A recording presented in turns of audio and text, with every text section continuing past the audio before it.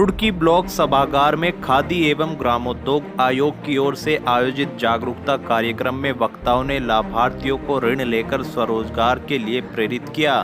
लाभार्थियों को विभाग की ओर से मिलने वाले ऋण और उसकी सब्सिडी के बारे में विस्तृत जानकारी दी गई। आयोग की योजना अधिकारी जितेंद्र मलिक ने बताया कि स्वयं का रोजगार शुरू करने वाले 15 अगस्त 2008 में प्रधानमंत्री रोजगार सृजन कार्यक्रम की शुरुआत हुई।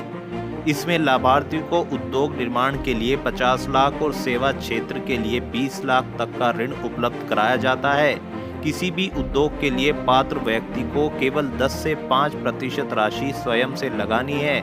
30 से 35% विभाग सब्सिडी देगा, शेष राशि विभाग बैंक से ऋण के रूप में उपलब्ध कराएगा। कार्यक्रम में बतौर मुख्य अतिथि पहुंचे विधायक प्रदीप बत्रा ने युवाओं को योजना का लाभ उठाने के लिए प्रेरित किया। खादी ग्रामोद्योग द्वारा रोजगार सृजन का कार्यक्रम था। प्रधानमंत्री योजना के तहत कार्यक्रम चल रहा है। जितने हमारी महिलाएं हैं जो घर पे काम करना चाहती हैं और रोजगार मांग रही हैं, उनको हम लोग कह रहे हैं कि वो अपना काम शुरू करें, जिससे कि वो और लोग रोजगार ले सकें।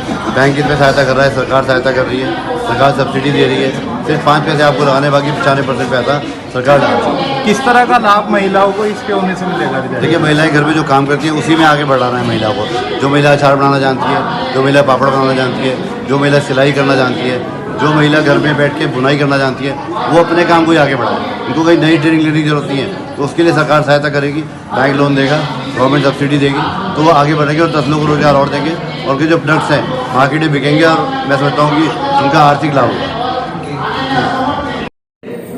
ये केंद्र सरकार और राज्य सरकार का मिलकर है, केंद्र भी है, क्योंकि खादी ग्राम उद्योग है तो केंद्र सरकार की तरफ से जो भी योजनाएं गरीबी को ऊपर उठाने के लिए चलाई जा रही है, उसके लिए जागरूक अभियान है कि हम घर जाकर उन्हें जागरूक करें कि हम क्या क्या चीज़ दे रहे हैं, क्योंकि उस अंतिम व्यक्ति को उस योजनाओं का पता ही नहीं है। तो आज जागरूक अभियान बताया जा रहा है कि जो देहात में रहने वाले को 35% की छूट है, महिला के लिए 35% की छूट है, ओबीसी के लिए 35% की छूट है और जनरल के 25%। देहात में रहने वाले को टोटल को 35% की छूट है। कितना लोन की कोई सीमा नहीं है, 5 लाख से लेकर 50 लाख तक सीमा है। उसके प्रोजेक्ट के ऊपर है कि वो करना क्या चाहता है, क्यों नहीं करना।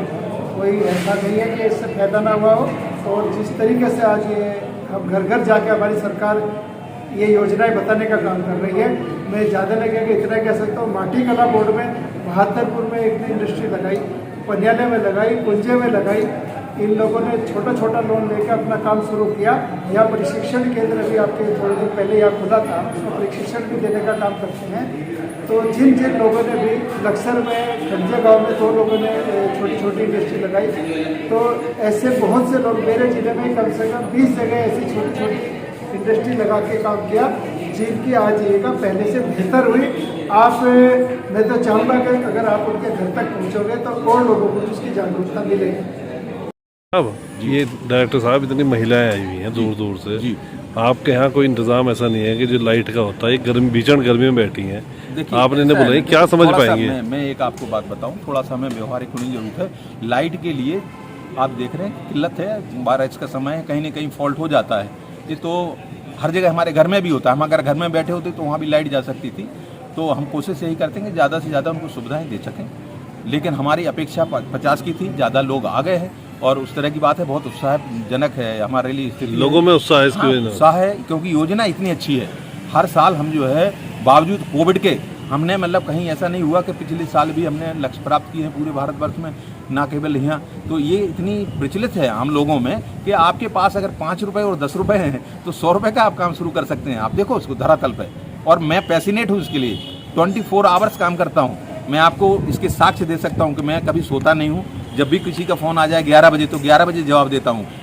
कहीं से भी आए, जरूरी नहीं कि मेरे लिए कि उत्तराखंड से आए, कहीं से भी आए। और माननीय प्रधानमंत्री ने जो अभी हर घर तिरंगा जो अभियान चलाया हुआ है, उसमें भी हम बहुत ही अच्छे रूप से काम कर रहे हैं। सारे हमारे जो खादी भंडार हैं उनको हमने सेंसिटाइज कर रखा है कि खादी के जो हमारे ध्वज हैं वो लोगों को मिलना चाहिए। आप सुनिश्चित करो कि सब जगह जो है ध्वज मिल रहे हैं।